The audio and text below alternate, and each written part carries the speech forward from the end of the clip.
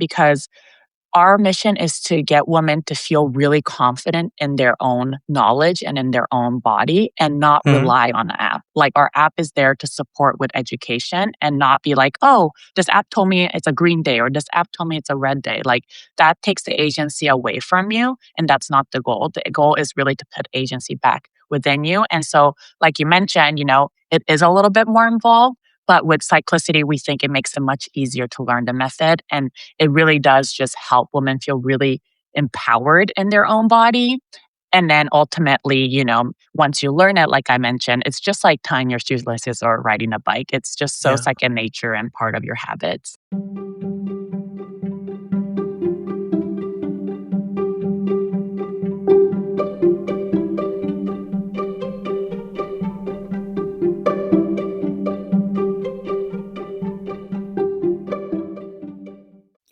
Hey, welcome back to Women Disrupting Tech, and thank you for tuning in to episode 153. I'm your host, Dirk Lupkes, and this is the podcast that closes the funding gap in venture capital by amplifying the stories of female founders and their investors. Now, imagine having lunch with your aunt, and while you're eating and chatting, complete strangers come up to your aunt to thank her for what she's done for them. That is what happened to Sabrina Nowicki when she grew up. Her aunt, Toni Weschler, wrote the best-selling book Taking Charge of Your Fertility. And years later, these encounters inspired Sabrina to build Cyclisity, an app based on her aunt's book that teaches women the Fertility Awareness Method. In this episode, Sabrina is my guest to share how she helps women to better understand their bodies and fertility. By listening to this episode, you'll take away the 3 biomarkers at the heart of the Fertility Awareness Method, why Sabrina chose to build an app that does not rely on predictive algorithms, what founders can learn from building technology around agency instead of dependence, and why changing the name of the app early on was a blessing in disguise. This is not just an episode about a female founder building a fertility app. At its core, it's a conversation about agency for women, understanding how their bodies work and deciding what works best for them. So when you're ready to discover how this female founder helps women take charge of their fertility, here's my conversation with Sabrina Nowicki. Good morning, Sabrina Weschler. Good to have you on the podcast, Women Disrupting Tech. Let's start with a bit of background, because you have a very famous aunt who wrote a book, Taking Charge of Your Fertility, and you grew up close to her and decided to build something around that. How did that go? What's the Yes. Well, backstory? first, totally. I would love to share. And yeah, thank you so much for having me on the show. It's great to be here. And to give you a little bit of a personal story on how this all got started, like you mentioned, Toni Weschler is my aunt who I've been close to since I was a little girl. And one thing about her that's really fun is, you think of a lot of aunts and uncles, and I feel like they probably celebrate your birthdays big or maybe, some kind of holidays big.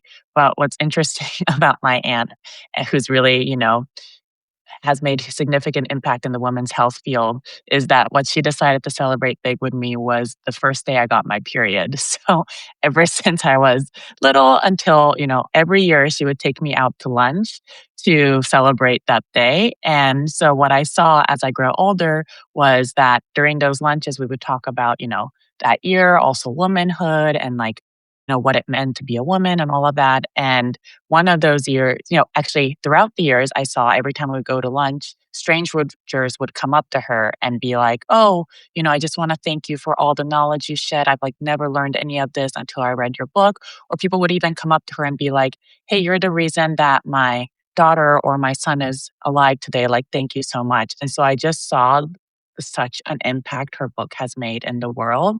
And about, I would say, 18 years into one of our lunches, she was talking about how if you read her book, actually, you'll notice that she teaches the fertility awareness method, which is a method to, be able to use it to either try to conceive, time intercourse for conception, or to prevent pregnancy.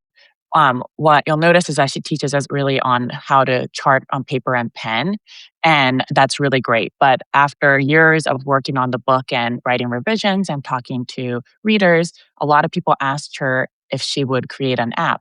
Eventually, like 18 years down, she was like, I now realize 18 years, I mean, into our Mhm. celebration of my period, Yeah. was talking about how she really wished she had built an app because she knows like the cycle tracking app market is very saturated, but she felt like she couldn't vouch for a lot of apps because she was really concerned about how those apps were made using predictive algorithms and didn't really know, how to recommend certain things. And she wished that she built an app specifically for her book that she could really vouch for. And as I'm sitting there, I'm thinking to myself, wait a minute, Tony, like I have a background in UX as well as like UX product design and software engineering. And my husband actually is a trained physician with a background in biotech venture capital. And so as I was sitting there in one of those lunches, I was just realizing, thinking to Tony, I was like, hey, like I actually think we have the perfect team to build this app together. And so that's kind of how Cyclisity started, is with really a passion for the fertility awareness method and really that connection I had with my aunt on, every year talking about womanhood and how we could build something that could really support a lot of women in learning the fertility awareness method. Yeah. So how did those conversations make you feel? Like, and especially the part where you had total strangers walking up to your aunt and then thanking her for their babies, for their lives. Yeah, totally. I mean, I think one thing is I just was really in awe of the work and the impact she's had in the world because it's crazy to be like, this book has really changed people's lives and changed their family structures and all of that. And so that was really empowering to see that like one person can make such a big impact in the world. And then another thing, was, thinking about my work and what I've been doing so far in my life, I really thought by the time we had that conversation about building the app, I really wanted to be able to contribute more to the world and being able to see her do that in her own way. I would, it just made me realize this would be such an amazing legacy to push forward and to be able to impact more people, more women to be able to learn the method. And so that's kind of how, it really got started. Yeah, it's one plus one Yeah, is two. yeah, Yeah, equals two. Yeah.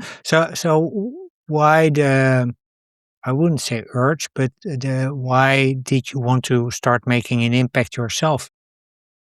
Yeah, I think, I've been working in the tech sector for a long time, and Uh-huh. as I've learned a lot being in, corporate and really do actually love the craft of being a product designer.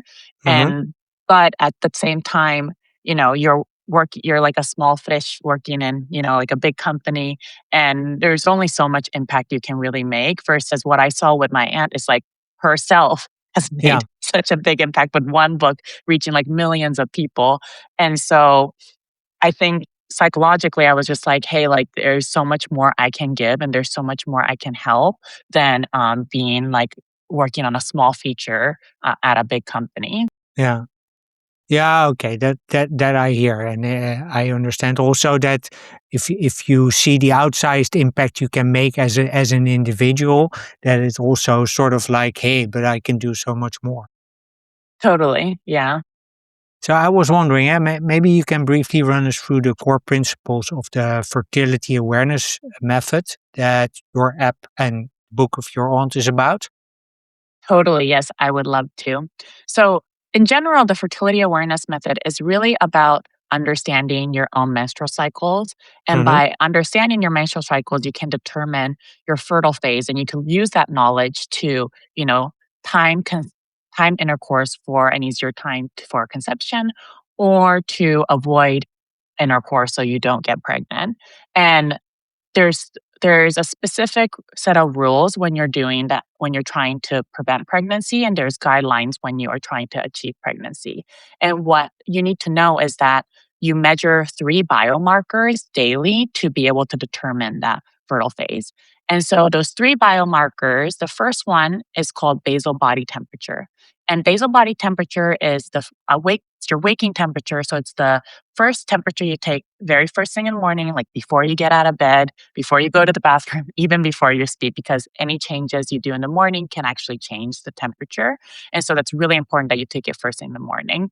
There's now it's really you could buy a basal body thermometer on Amazon or wherever for $10 to $30. So it's very affordable. And Mhm. that's the only device you really need for this method. That being said, like some people have a hard time, including myself, waking up at the same time every day. So there are Uh-huh. new tools out there, such as a temp drop, like wearable tool where you can wear it throughout the night so that you don't have to wake up at the same time every day. It's a great device, but it does cost a lot more money than a basal body thermometer. So that's one thing. The second thing that you need to track is called cervical fluid. So, cervical fluid is the mucus that your cervix produces that is discharged from your cervix. And it changes in like the quality as you get closer and closer to ovulation. So one Mhm. really cool thing about this method is that it's all, scientific based. So it all has to do with changes in your bodily hormones. So Uh-huh. if you think about a woman's cycle, there's like four phases. So the first phase is your menstruation, so your period. The second phase is your follicular phase. And during your follicular phase, your estrogen actually is increasing. And the increasing in estrogen is what changes the cervical fluid consistency to become more and more fertile. So cervical fluid goes from like dry to sticky to creamy to egg white. And egg white really does look like raw egg white. You can like Uh-huh. stretch it with your fingers, and that's your most fertile quality cervical fluid. And that happens, around or, during or around ovulation. And then Uh-huh. so cervical fluid actually helps you see that ovulation is approaching. And then basal body temperature, which I mentioned earlier, confirms ovulation, which is why you need to track those two signs. And the reason basal body temperature confirms ovulation is because again, it all has to do with your hormones during once you ovulate. So you have, as I mentioned, your menstrual phase and your follicular phase and ovulation. Then you go into your luteal phase, which is Uh-huh. after ovulation. Luteal phase is when your progesterone rises. So once you ovulate, your progesterone hormone rises, and progesterone is a warming hormone, which is why your body warms, which is why you see a temperature shift. And so Mhm. that is when you can confirm ovulation. So by And that's tracking also why you're tracking the first thing in the morning temperature. exactly. Yeah, yeah. So what happens is by tracking cervical fluid, you can see that you're about to ovulate. And as you're tracking your basal body temperature, you can confirm that ovulation has happened. And so by using the fertility awareness method for preventing pregnancy, you have these strict rules, and the rules are written in a way that's really conservative so that you have buffer pre and post ovulation. So you're being really safe. And so those are very strict rules versus if you're trying to conceive, then it's more of a guideline because you're just trying to time intercourse to be as close Mm. as ovulation as possible. So they're Yeah. not really opposites, but you can just think about it. The rules just do change based on your goals for why you're using the method. And then the third sign is actually called cervical position. And the reason I'm bringing this up last is because it's actually an optional sign. You can safely practice the fertility awareness method just using the first two signs I mentioned.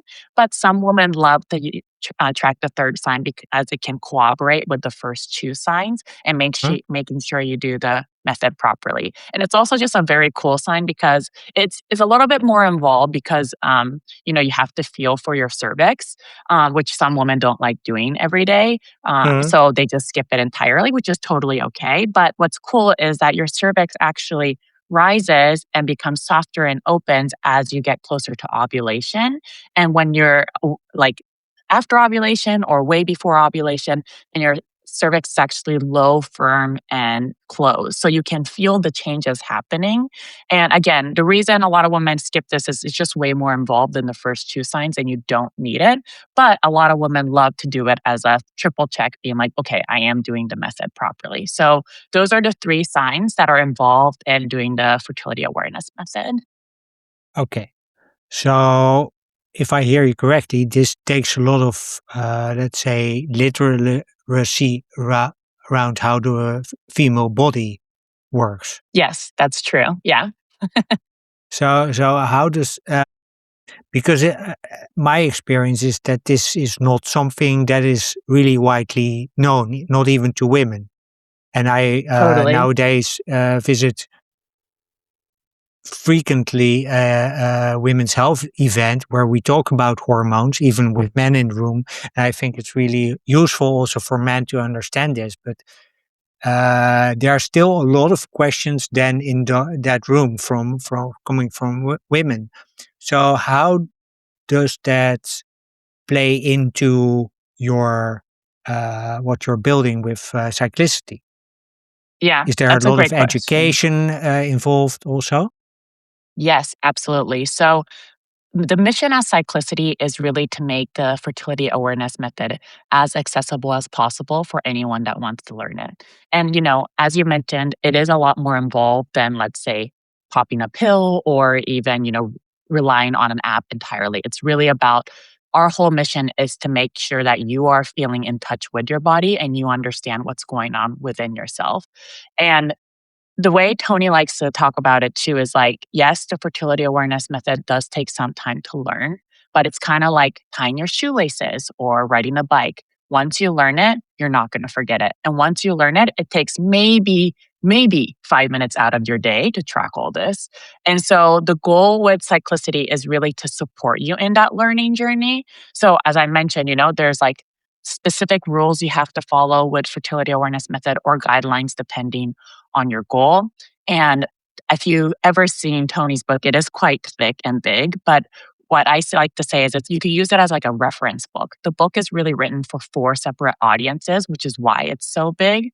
So, like the first audience is people trying to get pregnant. The second audience is people trying to avoid Void. pregnancy without Mhm. having to take hormonal contraceptives. And then the third audience is people who just want to learn about their body and understand what's going on, like is something wrong. And then the fourth audience is actually like physicians who, because my husband who actually was trained physician, he was never taught this in medical school. So like this is something that's really, there's four audiences, which is why it's so big. But what helps with the app is that because the app is fundamentally an educational tool, like we're not a medical device, we're not giving medical advice. It's really about letting women help them learn the fertility awareness method.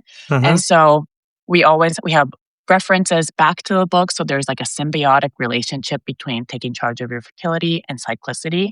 And so when you are using the app, there's a lot of like reminders and tips and references back to the book so you feel really confident in the method, as well as we have teaching modules where you can, select a specific day and it'll tell you why that day was classified as fertile or not. So, you know, it's very different and very unique from any other apps out there because our mission is to get women to feel really confident in their own knowledge and in their own body and not Mhm. rely on the app. Like our app is there to support with education and not be like, oh, this app told me it's a green day or this app told me it's a red day. Like that takes the agency away from you. And that's not the goal. The goal is really to put agency back within you. And so, like you mentioned, it is a little bit more involved. But with cyclicity, we think it makes it much easier to learn the method. And it really does just help women feel really empowered in their own body. And then ultimately, once you learn it, like I mentioned, it's just like tying your shoelaces or riding a bike. It's just so Yeah. second nature and part of your habits. So two questions on the back of that. One is, do you need to book if you have Yes. the app? Yes. Okay. So then it's sort of is it sold in as a combination? It's not sold as a Like you can. combination. Um, yeah, the book will reference back to the book says that she has an app on her website, and then you can see the app Cyclicity on her website as well.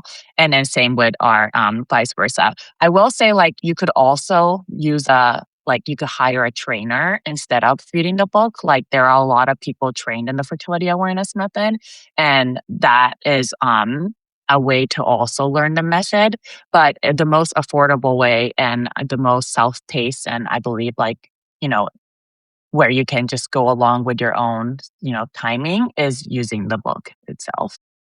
Okay. So you talked about agency.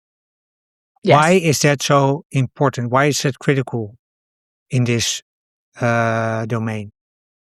Yeah. So, I think part of one of the reasons why Tony herself wanted to build an app is because we are very concerned about the number of apps out there that are predictive apps. And what I mean by a predictive app is they're taking let's say your past data, your past cycles, and taking an average or some kind of calculations and then projecting onto the future cycles on when you might or might not ovulate. And her whole the whole method of fertility awareness method is like very against that because the concept is that your everyday is different. So like not only is my cycle different from my best friends or her friends, but my cycle within myself is very different depending on lifestyle factors. For example, Mm-hmm. like my cycle that I had 2 cycles ago was very regular, but my cycle this cycle, I am having a very delayed ovulation because I had a very stressful month. And so what, stress, traveling between time zones, like so many, even what life stage you're at changes the way your cycle is. So within each woman, their cycle is really unique from one to another. And, people also talk about, oh, women's cycle is 28 days and you ovulate on day 14th. And that's just really a myth where, we're not robots. And as I mentioned, lifestyle factors can affect or delay ovulation. And so it's really important that you look at things day by day. And so the concept of fertility awareness method is that you're checking every day to understand your body and you're not thinking, okay, this means that in the future, this date is going to be my ovulation because that's just false. Because as I mentioned, like stress can delay ovulation. And so the reason we're talking about agency is like and putting, it's really about putting the woman in the driver's seat because Mm-hmm. once you understand how your body works, like you don't need an app to tell you if it's a red or green day. Like the awareness is within you. And so you will know if another great thing about this method is like if something feels off, you're the first to know. Like you don't have to even Yeah. rely on a doctor. You don't have to rely on an app. You're like, hey, like, I just like didn't I had an anovulatory cycle or I'm like, why is my ovulation so delayed? Or, Mm. all of this kind of stuff. You can bring that information to your doctor's appointment and help your doctor expedite a diagnosis or, help you understand your body better. But really it's all about putting the agency and the, woman back in the driver's seat. And as I mentioned, yes, like you mentioned too, it is a little bit more involved, but once you do it, it's just second nature and it's not going to be any harder than relying on an app. And so our app is really here to support you in that education journey. Okay, that I understand. I was wondering if we could touch for a minute on the predictive algorithms. Yes. Um, because your app doesn't contain an algorithm. People just have It's to, or It's a little different. So we don't contain a predictive algorithm, but we do run the 4 fertility awareness method rules as taught in the book. And so I guess like in essence, that is technically an algorithm because anything that's coded really is. But the difference is that like there's no black box algorithm. So it's not like everything is exposed. So the rules we're running is exactly as taught in the book. The difference is like, the fertility awareness method rules conceptually are they're pretty easy, but you get into sub rules where it does get kind of complex. Like I'm getting kind of into the nitty gritty, but when temperature shifts up and down, like what happens, like those kind of details changes the rules or there's specific rules for those details. And the app is running all of them. So what we do is when you click on a specific day in the chart, we're actually showing the rules it was running to show you why it was classified that day. And so, again, this is all to support you in education. And so, instead of relying on the app, our app is there to teach you the rules. And so, if you're like, hey, I'm actually really curious on why I had my peak day, which is what we consider like the most targeted ovulation date. I mean, we you don't actually know your exact ovulation date unless you're getting like an ultrasound at the doctor, but peak day is what we based on these biomarkers you track where we say is closest to your ovulation date. Mhm. Like for some people like might be like, "Hey, I wonder why the peak day was drawn here. Like I thought it should have been drawn on another day." You can now click on that day and it'll tell you exactly the rules it was running. And the reason we do that is, again, to help you with education, to help you learn about your body and how this method works. And so it's I guess you can say that is an algorithm, but it's not predictive. Again, it's based on day by day entry. And it's And it's also, personalized also. and It's targeted exactly, at that exact individual woman who exactly, uses the app, and not on let's say a set of like a million women exactly. It's had their ovulation day on this day, so you must be one of them. exactly. It's very much just about you. And also, it's important to note that you have to be putting in your basal body temperature and your cervical fluid. So it's also about the input you're putting in. That's how the app, knows. And if you, let's say that they didn't put in one of the inputs that we need, we will just tell you there's not enough data to classify this day one way or the other. So again, it's by day, and you have to put in the information for the app to be running those rules. And some women don't want the rules even running because they want to do it themselves. And for those people, you can just turn off that feature. Yeah. So as I understand it, your app requires quite a bit of discipline and learning in the beginning, because you Yeah, have to start understanding A, your own body, how it works, and right. B, then also how uh, that this may be different from one cycle to the next, even. Yes. Talking about discipline and learning, so what do you get back from users that they struggle the most with? Yeah, that's a great question. I think one thing about this method is it takes a few cycles for you to really understand your body. So I think the hardest part really is to understand the changes in your cervical fluid quality. So in the book, there's like pictures of what that could look like. And again, in the app will tell you which page to look at or which chapter to look at to gain that information. And Mhm. again, as I mentioned, the book can be used as a reference book. So you don't have to read the whole book. You can just read a chapter or chapters that the app is saying.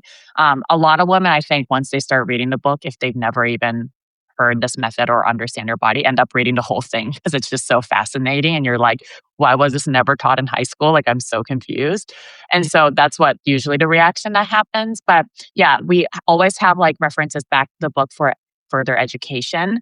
And so, one thing is that, yeah, cervical fluid, like it takes a few cycles for you to understand your body, as well as, temperature, like waking up at the same time and taking that temperature is a little bit difficult. So some women then at that point, like either build that habit or invest in something like a wearable device for that temperature. But again, it's like you don't need that. You could just use like a $10 to $30 thermometer.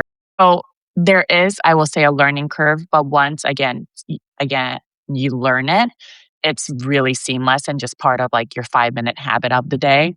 And one thing I will say is like this app is definitely not for everyone. Like I think that's why we're not here to like compete with other cycle tracking apps. We're really here to just provide educational tool for women who want to learn the fertility awareness method. And there's definitely a subset of women, who want to really feel in tune and in touch with their body. And that's Mhm. who we're here to support. And from like a business side, we totally understand that we're like probably leaving customers on the table by doing that. But part of, I feel like, corporate strategy is to decide what you're also not going to be doing. And our whole thing is that we're not trying to be the app for every woman out there. We are the app for people who want to learn the fertility awareness method, specifically the method that Toni teaches in her book. Yeah. So before we go to a question I have, I spoke to Ida Tin recently, but you said something really interesting, like why is this not taught in high school? Yeah, And in fact, I don't think it's taught properly. What I hear, at least in med school. right, correct. How can apps like yours, but maybe also other apps, help in making it possible to do more research into what drives women's health? Yeah, that's a great question. So, right now we're really just laser focused on just getting all the features built out. For example, we're just on iOS right now. We're still Mm, working on building the Android app. But in the future, we do want to partner with like academic institution to really further the field and do, research on the efficacy rate and things like that. And so that's definitely our goal, and our plan is to really, you know, further the field so that even medical professionals feel confident in recommending this method. I think one thing I want to note is like part of it is like you mentioned, because it takes a little bit more involvement and, at least in the United States, your doctor's appointments is like 15 10, minutes with a yeah, doctor, 10 minutes if you're lucky. Yeah, and so I can understand well, first off, yeah, like you mentioned, it's not taught in medical schools. And so there's already some kind of like misunderstanding of what the method is. But even if it was, it's just not feasible for a doctor to go over all this information with you in 15 minutes. And so our goal really is that eventually physicians feel comfortable in recommending if a woman doesn't want to be on, hormonal birth control or wants a way to like achieve pregnancy a more natural way, then they feel confident recommending the book, Taking Charge of Your Fertility with Cyclisity, to be able to learn the fertility awareness method to kind of take that, next step for the patient. Because I think part of the problem with the method is that there's not a package thing that a doctor can be like, hey, take this and this is how you can learn it. Right now, there is like, of course, a lot of different instructors, which are amazing. They're wonderful, but like doctors don't know them. And then so I think we would love it if we could create a package that physicians felt confident in recommending to women who, might have side effects when they're taking hormonal birth controls or might just want to try a more natural way to achieve pregnancy before, diving into IVF and all of that. So the question that was in my mind is the following. I spoke to Ida Tin, episode Hmm. 140, and she said that one of the big things that is missing in women's health, and also to really bring that to a next level in terms of research, in terms of awareness in the medical field, is a good data set on hormonal data with women, Hmm. Hmm. and especially continuous hormonal data. So the data that is deep enough in terms of that it's tracked daily and then Yes. at scale. You don't collect any data, as I Hmm. understand it. That's correct. Um, so I was wondering, do you think the problem is missing data, or is it missing understanding of what women's health is about and what the fertility awareness method is about? Yeah, this is a great question. And I think both can be true at once. And, one thing is that it's true that women's health field is really behind because Hmm. we just don't have the data to support research and all of that. And so that's very much a reality. But for cyclicity, we just prioritize and always will prioritize privacy. And so Hmm. that means that never selling your data, never running ads. And that is a core company you know, m- um, I guess, value that we have Hmm. to always protect user data. That being said, we do see that, we want to move the field forward. And so eventually in the future, we hope to be able to partner with academic institution to be able to run a study to show like, either the efficacy rate of fertility awareness method or, just move the field more forward. And if we were to do that, it would be completely opt-in and anonymized. So we would reach out to our users and be like, hey, would you like to participate in this study? Of course, it would not be tied to your name or anything. All the data would be anonymized. But as of right now, we're not there yet. And we would never, it would absolutely be opt-in. We would never change it. So we're all of a sudden collecting people's data. And one thing that people should feel very confident when using our app is that, we don't even, it's not even like we're not even collecting your data. We just have no access to your data. So we're just providing a service to run the app to help with education. But beyond that, like your data can be either saved on your physical device or on your phone entirely. That makes me a little nervous because if you lose your phone, you lose everything. But Huh? the second option is you can sync it to your iCloud account, which is your own iCloud account. So it has nothing to do with us or as a company. And so yeah, it is kind of a hard thing to, you know, manage, but we do believe that privacy is more important. And then once we are ready to run a trial, we would just ask our users to either opt in. And then, Mhm. of course, even within a trial, it has nothing to do with selling your data or running ads or anything like that. It would just be to further the field in itself. So recently, or a couple of years back, the federal court struck the Roe versus Wade ruling. Oh, yes. And as a result, especially in some more religious states, there is a ban on abortion. And Yes, right. also for which data like your app is collecting, at least on the phone, is can be used to find women who may have uh, done an abortion. So, what is the role of that ruling? How does it impact, I should say, the privacy aspect of your app? Totally. I mean, I think that every woman should really look at these apps that they're using, what to make sure that the privacy stance is really strong. And I think specifically because of that ruling, I think you should always be using an app that is promising they would never sell your data or have access to your data. And Mhm. one thing that's unfortunate is like, and it's just the reality of the world we live in, is if you're using a free app, more likely than not, they are selling your data because if the app is free, nothing is really free. If the No, app is free, then you're you're the the product. product. Yeah. Yeah, right. And so I would really recommend really being careful with that.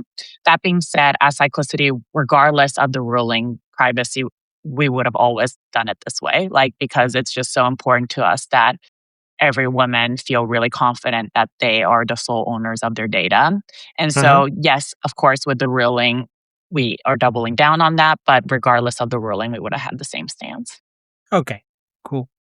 So your app is not connected to a wearable of sorts.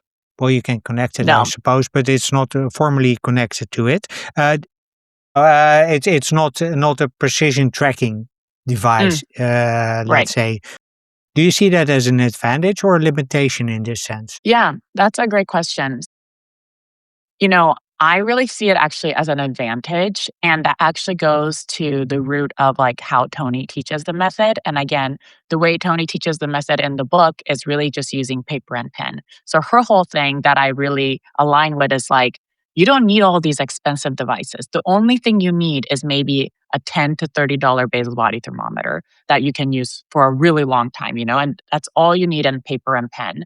And I think that's just so empowering to know that like you don't need like all these like trackers and all these like medical devices. Like your body is giving you signs every single day to tell you whether you are and are not fertile based on, like I said, the two signs that you have to track, which is cervical fluid and basal body temperature. And all you need is, a $10 thermometer, paper and a pencil, and you can figure out what's going on with your body. Not maybe like if you have, conditions like endometriosis or PCOS, your chart actually does show those patterns. So you can even take those charts and help go to a doctor. And, I always say it's not good for a woman to diagnose themselves, but it helps a medical professional help you with the diagnosis or get to a diagnosis much faster. Hmm. And I think that's just so empowering to know that you don't need all these fancy equipment to really get in tune with your body. So I find that to be really an advantage. And really, Cyclicity, we priced it at about, I think, $20 a year, less than $20 a year, and then a little more if you're doing monthly, maybe $3 a month. And the reason we did that is because we wanted to make it as accessible as possible. And, because we're not selling your data and we're not running any ads, the only way we could keep the lights on was to charge a subscription. But it's really the whole point is to make it so it's as low as possible so that, you know, a woman who choose that they want maybe extra help with the education can use a Hmm. tool like ours. But it's really, it's not necessary. If you want to just use it paper and pen, that's totally possible too. So you mentioned that you run a subscription model. Hmm. You're not selling data. You're not running ads. Right. Wh- wh- can you go into a bit of the trade-offs that come Mm, with that as a founder? totally. I mean, I think the biggest trade-off is that you're not growing as fast. As you can imagine, like a freemium model is exponential growth much quicker because of course people, are more willing to try an app that's free. We do have a 30-day free trial to give you that, to be able to track a whole cycle and see if this is a tool that would fit your needs. But, this is a explicit decision we made because we wanted to always advocate for our customers, and the only way we can really support the app without, selling ads or running ads or selling your data was to charge a subscription. Yeah, And money has to come from somewhere. yeah, right. Yeah. Yeah. And so, um, it is a trade-off in the sense that, yes, we're not growing exponent like super fast, but we are okay with that because we feel that this is really aligned with our mission. And one thing is that we are a self-funded app, so we don't have like investors who are like, breathing down our necks being like, when we need to grow faster, grow faster, grow faster. Our mission is to really just make fertility awareness method as accessible as possible for anyone who wants to learn it. And if that means slow growth, because that's the way that aligns best with our values. And we have, then we're okay with that because, we're self funded. So we are always just, we just have to, there's no one we're answering to besides our customers. Yeah. Was that a conscious decision, by the way, to self-fund? Yes, it was a very conscious decision. I think this also comes from my husband's biotech venture capital background, but he saw that the moment you have investors, you're really beholden to them, and like if you're not growing fast enough, like I mentioned, or, potentially you'd have to make short term decisions to make up those numbers for those numbers. And we were never willing to make those short-term decisions that could affect, people's privacy or, making it freemium and running ads and all of that. And so we always just wanted to be really true to our values. And unfortunately, we felt that the only way to really do that was to self-fund the app. Yeah. So what other part, your husband has a background in VC. What Yes. other parts of his experience do you use as part of your Yeah, business? totally. Yeah. So I guess for those of you who are listening, one thing is my husband is actually my co-founder alongside Yeah. my aunt. So it's a small like family team now, which is really fun. And it's been really actually wonderful working with my husband because we actually realized that we have very complementary but opposite skill sets, which is really nice as to have as your co-founder. And so as I mentioned, I have a background in design and tech. And he has a background as a physician as well as in VC. And so he really handled all the medical and business side of things, like copyrights and submitting our code base for like approval and all of that. Like he handled all of that and like setting up our business, like financial modeling, business strategy, all of that. He was able to handle while I was able to focus on the user experience and the product and making sure it's what customers want. And alongside that, because of his medical background, he was able to test like hundreds of different charts. So as I mentioned, charts look differently based on, different stages in life. Also, like if you are potentially suffering from PCOS or endometriosis. And he tested hundreds of them, making sure that the rules were applied properly, making sure that physiologically the method made sense. And so with that partnership, I felt like we were able to really hone in on like a product that really was user friendly, but also backed by a scientific method. And of course, we had my aunt, who's the expert in all of this, guiding us through the whole process as well. Yeah. So you have the content expert being your aunt, the business expert being your husband, and then you have an expertise in tech and UX. Exactly. Yeah. So how does that help you? Yeah, that's a great question. So, the biggest thing I honestly think my expertise helped us in was like we saved a lot of money up front because I was able to design the whole experience, build a prototype, and run usability studies before I even hired a single engineer. Mhm. And, the, you know, I can And only and this imagine. this this was pre-Lovable and Framer and one. Yeah, yeah, exactly. So that's so true. Yeah, it's funny to think about how fast technology has moved. But this was probably almost 4 years ago now that I designed everything in Figma, built the prototypes in Figma because free, lovable, and all of that.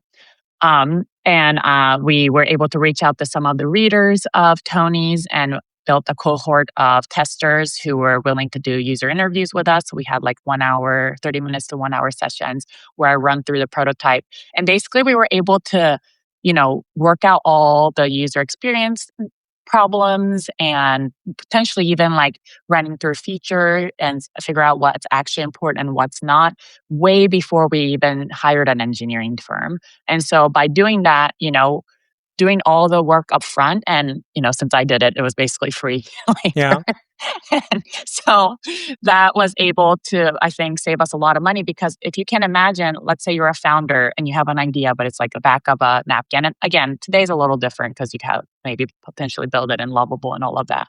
But taking that to an engineering firm, and then there's so much back and forth, so much time wasted on like, oh, that's actually not what I meant when I said I wanted this feature. When I went to the firm, I had a full built out prototype that they were able to click through and understand the flow. And, my experience as an engineer too, I understand when, certain things, a lot of times I feel like designers who don't have an engineering background, they'll design really beautiful but elaborate things. And they're like, well, this is going to take like 10 weeks to build versus this other method, which is much simpler, would take 1 week. And so those Yeah. kind of trade offs I understand. And so I also understand like native mobile components and how they support and building much faster. And so by implementing all of that into my designs from the front, we really cut down on development time as well as, monetarily having to hire a designer and all of that. Yeah, because as I understand it, basically you were able to do make a lot of the trade-offs up front so that you didn't Exactly. have to go through the entire interviewing and development back and forth with designers. They could just take the Exactly. flow as is and do their magic as Exactly. as developers. Sorry, that was the word I was looking for. Yes, So exactly. um, one thing about the app still, if I understand it correctly, it's a method and by extension, I guess also an app that depends on correct use and correct data. How do Mm. you use your design skills and your engineering skills to build something that prevents mistakes? Yeah, this is core to our mission is well, one thing that Tony's really worried about is whole concept of garbage in, garbage out. So like Uh-huh. if you're not putting in the right information, of course you're gonna get the output's gonna be not correct either. And so the way I designed the app is really focusing again on education. We're really the whole point of our app is to be an education tool.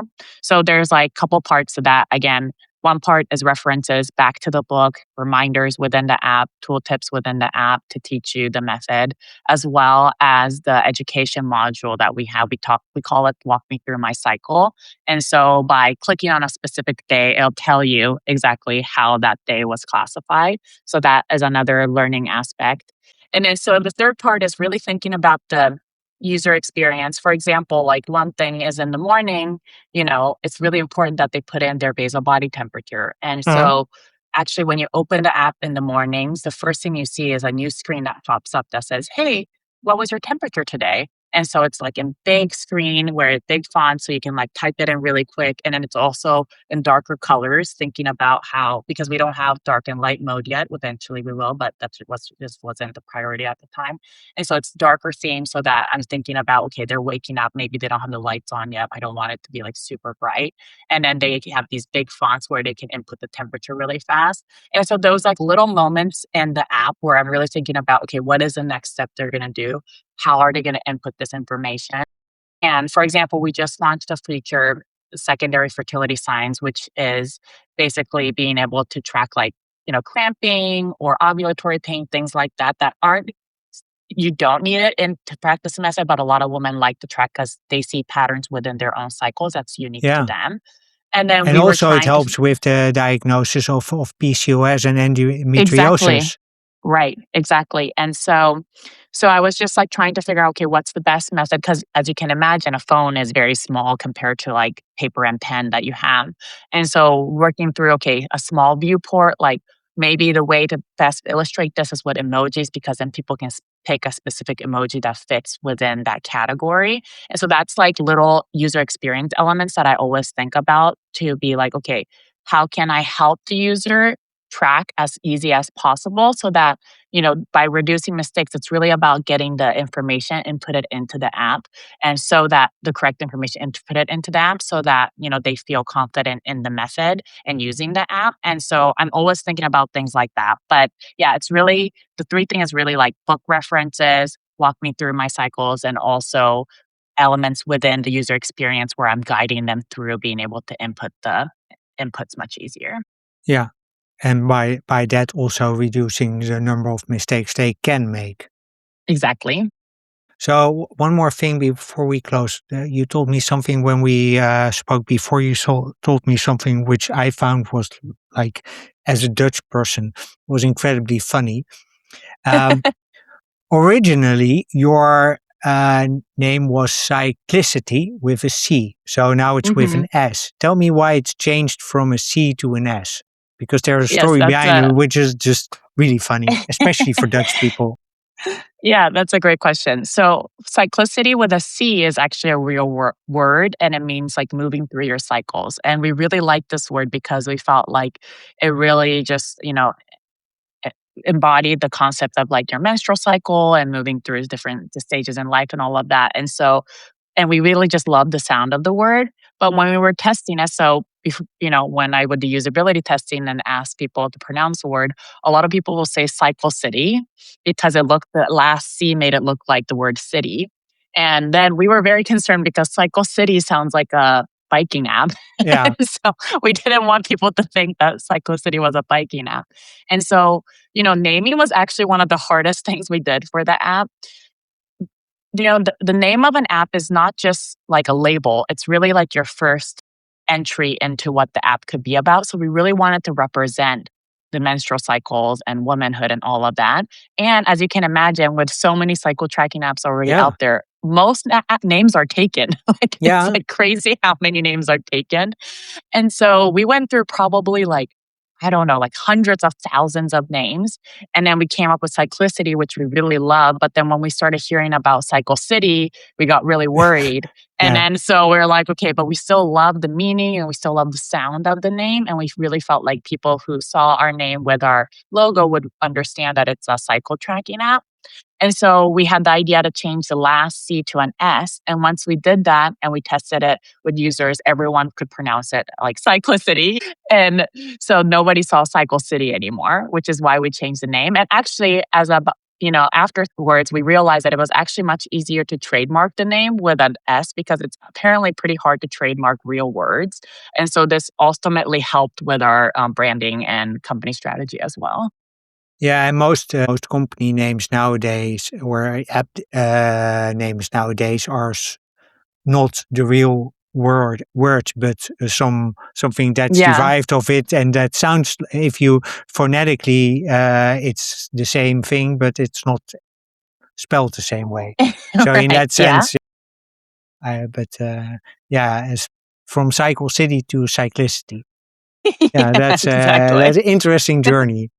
Hey, I I would like to close, but before that, I'm building an app myself. It's actually using AI to help female founders connect with investors to make it easier for female founders to get uh, funding and to get better funding, especially. So, from your perspective, how do Yeah, I make it totally. stand? How do I make this stand out, even though there's a lot of it already? Absolutely. Well, I'm really excited for this next project for you. I think it's gonna be really wonderful. But one thing I will say that I think would be really helpful is that, I believe a lot of woman-led teams or women founders are mission driven. And so that means like when you're building this, like to make sure that the people the investors that you're, trying to connect the founders with is really Mm, aligned to those mission and it's not going to like derail the company or the project. And so part of it, like I mentioned, is the reason we chose to be self-funded was because we were never willing to risk privacy, to people's data or really, deter from going off the educational track of cyclicity. And so knowing something that, okay, investors that I'm being connected with are actually aligned to that mission and are actually going to support me in that mission, that would be really big. As well as I think it's important that a lot of these investors do have understanding in femtech or in a specific field that the founder is operating in. So in my particular case, it would be great to have investors who have an understanding or willing to have the willing to learn about the fertility awareness method. Or, for another founder, it might be whether that's like wearable devices or whatever it is, that they actually have some kind of understanding of the women's health field and in that particular field that Yeah. the founder is operating in. Would you be open to having investors later on if they As match of your right, criteria? yeah, If they match your yeah. criteria, of course. As of right now, we always said no because we feel as though the best way to advocate for our customers is the way we're operating. But I mean, you never say never, I suppose. No, but I mean, you can use it technically. Most of the times, you use capital from outside to let's say, as rocket fuel, so to really Yeah, scale. totally, So you totally. build maybe in the first stage. Well, if you can self fund, I always tell people why bother about investors. But at some Yeah, point, if you want to scale, then totally. it could make sense to do it. Yeah, totally. Yeah, absolutely. Thanks very Okay. much for a great conversation. Really enjoyed it. If people would like to learn more about you or about Cyclisity with an S, where would you like to send them? Yeah, it was so great talking to you. This has been a wonderful conversation. And I would say so we have our website, cyclicity.com, where you can find out where to download the app. Right now, we're on the Apple App Store. We Mhm. are currently building the Android version, so we hope to add that out soon. That's again just a limitation of being self funded is that growth is a little slower, but we're getting it out there as soon as possible. And then we are also on social media. TikTok, we have Cyclicity app, and on Instagram is Cyclicity. And I also have my founder accounts on social media, both TikTok and Instagram is Wandering Sabrina. Okay, cool. And we'll include those links in the show notes. So, Perfect. Sabrina Nowicki, thanks very much for an amazing conversation. Listeners, thank you very much for listening. And until the next episode, as always, keep being awesome.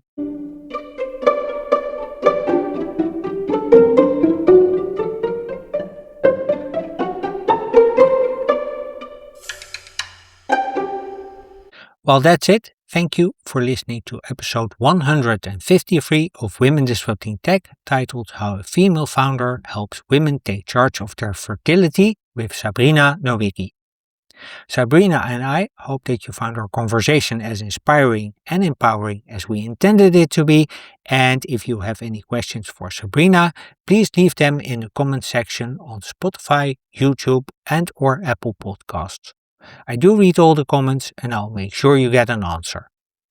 If you want to connect with Sabrina or learn how the Cyclisity app can support you on your fertility journey, please check out the links in the show notes. As usual, you can find the show notes at womendisruptingtech.blog and on my Substack via the links in the caption. And of course, you can find the links to the book Taking Charge of Your Fertility there too. If you found this episode useful, I'd love for you to take a moment to rate and review the show on Spotify, Apple Podcasts, or YouTube. And if you don't follow us yet, please hit follow or subscribe so you never miss a future episode. Once again, thank you for listening. I hope to see you in the next episode, and until then, as always, keep being awesome.